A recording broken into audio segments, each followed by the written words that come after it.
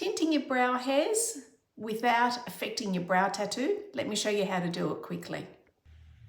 In front of me I have some Vaseline, and then you can see I've actually put a little bit on my hand. I've got my activator, my tint, some cotton buds, some makeup rounds and some water. My tint is mixed as per the instructions that you get when you purchase it. And I've applied some Vaseline there onto my cotton bud. And what I do is I hold the skin really tight and I'm going to smear it quite tightly into the center and the same on the other side.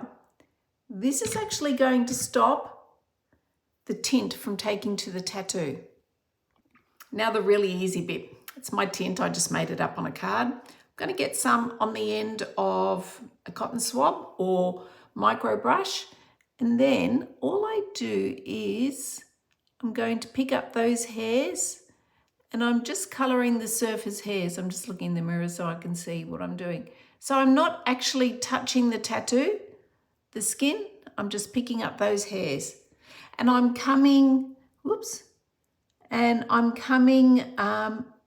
just on top. I've got a nice grey one there.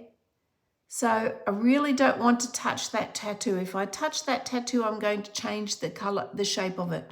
Now this is not going to be the best eyebrow tint, but it's going to colour those grey hairs that we don't want to be grey anymore without affecting the tattoo. Okie dokie, I've just left this on for a couple of minutes. I don't think my grey ones will be coloured yet, but I don't really want it on any longer. So I'm just going to wipe that off. And you will see that I've got a little bit more colour in my brows and I haven't affected the colour of my tattoo. I hope this helps you.